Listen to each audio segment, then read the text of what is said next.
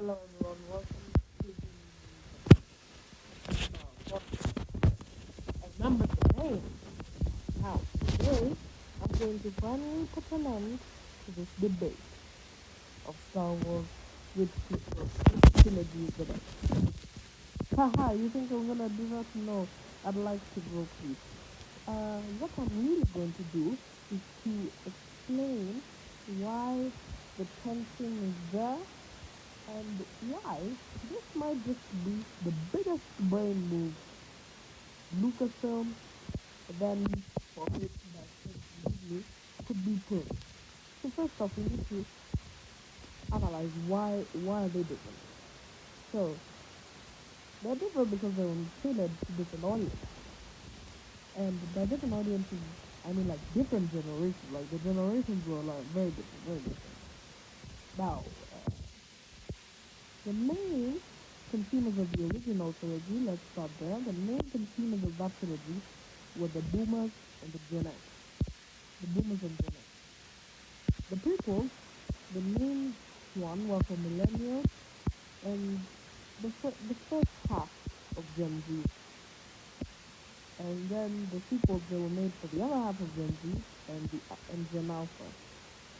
Now for Gen Alpha, it's even a lot of it and some of them. It isn't like everyone because that generation hasn't even finished. But that's the point is yeah.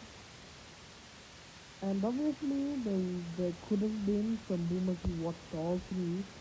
This doesn't account. This is just the general trend for the majority. So, in sociology, there's this thing, uh, values can change. They are not set in stone. There are social constructions and those constructions can be brought down.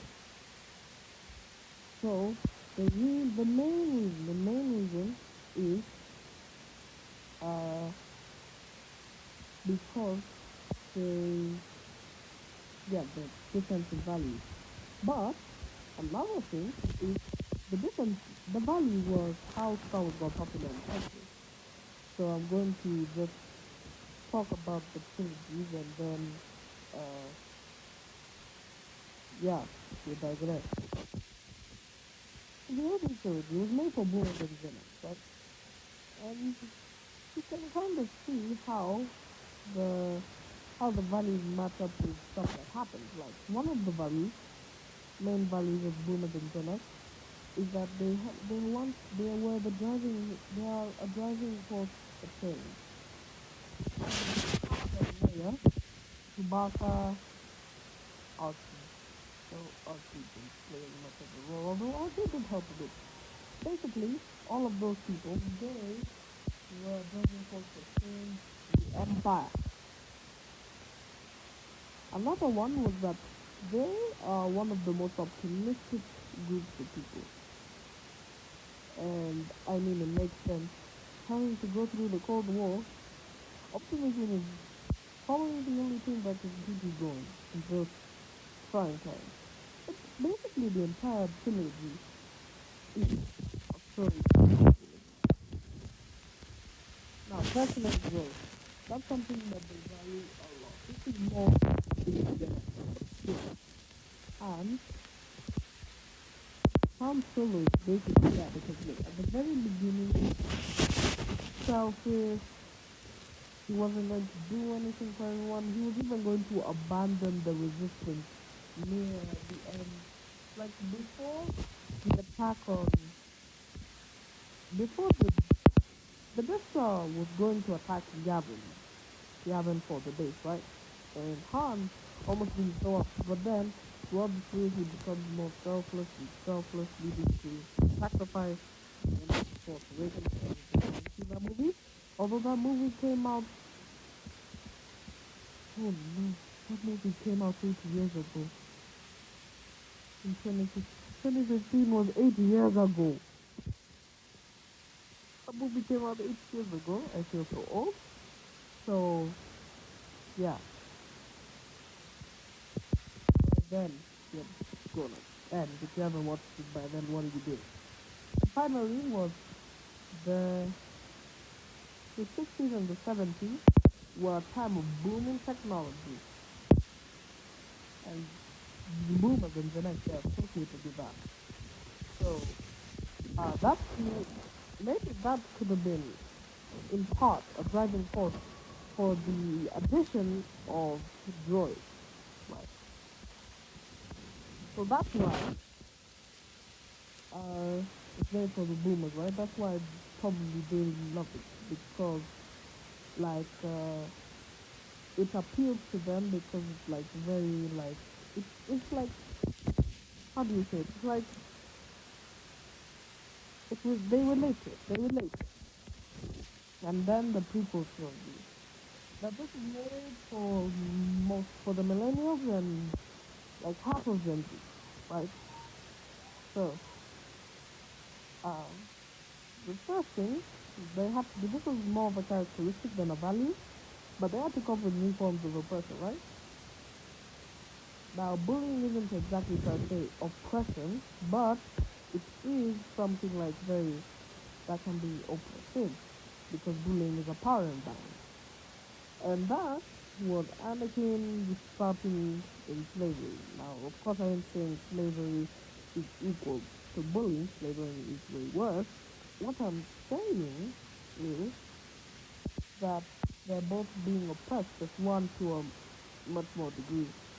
And then, if the 60s and the 70s were a time of technology, oh, the 90s and 2000s cranked that up to 11. And I think that was the reason to that George Lucas added the midichlorians because that sounded a lot more science, you know. And this was and the science had developed very fast. Like cloning had happened, which really inspired the Clone Wars.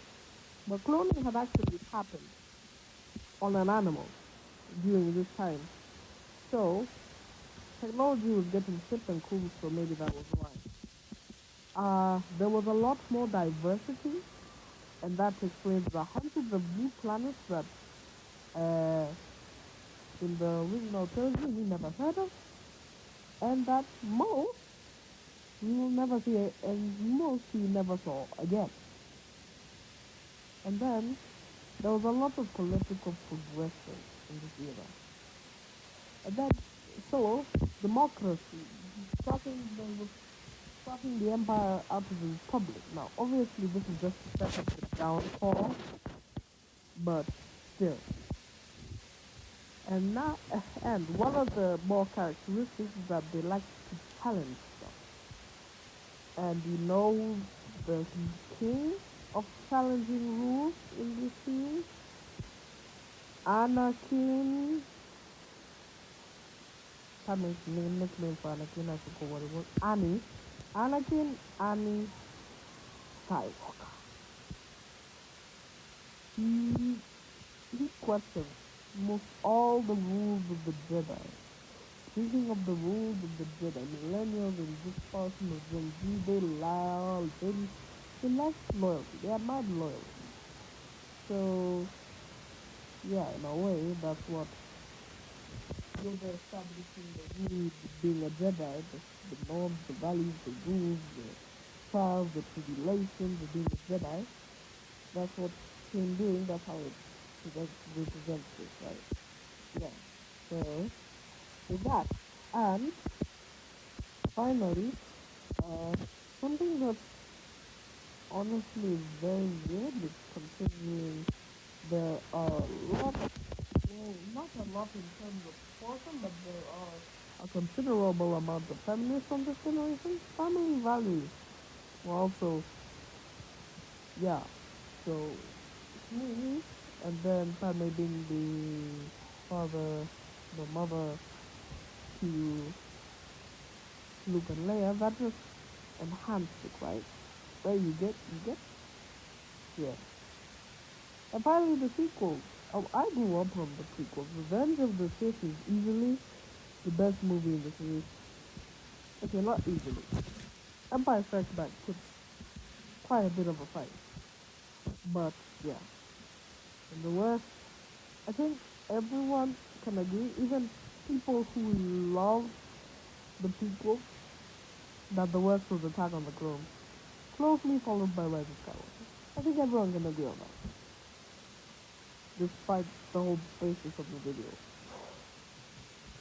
So, now we go to the sequel trilogy, which was made for Gen Z and part Gen Alpha.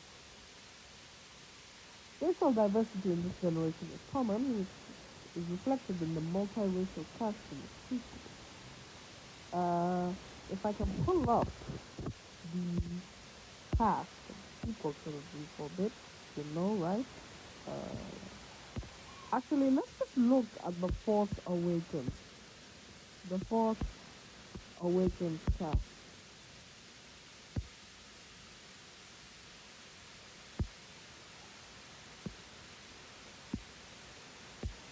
The Force Awakens, there was Finn, there was Finn. We all know Finn, right? Right? That other girl, the annoying one, was trying to. Yeah, look, we have John Boyega. John Boyega, Lupita Nyong'o, representation from the African American community. John Boyega. Kenya represents, and also surprisingly Mexico represents. Lupita Nyong'o. There was this Yayan Guyan. I don't know if I'm best pronouncing that right. Not black, but he is Indonesian, right? The cast was very multiracial, and it even had Warwick Davis. Yeah, he, he may not fall into this category, but he's just an honorable. Yeah, and there are other examples that I can use. The point is there is a lot of diversity in the cast. Yeah, Thomas Brody Sangster and Steve that dude look like a never mind. That did come up. Yeah, let's continue.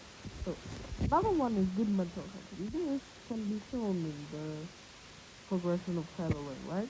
So, at the very beginning of the series, he was an unstable crying. But at the end, he had some control. Mental health seems to get in the end, he hadn't died. Maybe it would have been very good. And finally, physical expression in terms of being male or female. Yeah, trying to keep this person. Trying to keep this PG, not people. So, Admiral Holden. I think the character would make sense. However,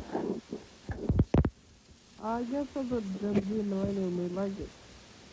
And because these values are wildly different, there's going to be some conflict. Like the prequel trilogy used to be the butt of all jokes because it didn't have most, if any, of the values that the previous trilogy had. Apart from maybe Optimus, apart from maybe technology. And the sequels are now the butt of all jokes because none of the none of the ideas, the values, the previous the previous generation loved Star Wars movies for maybe those reasons. Well, yeah, but here is where Disney wanted this to happen, you know, because if everyone is fighting, that's what I need specifically. Because if everyone is fighting each other, that Star Wars will continue. the conversation won't end if we all come to consensus.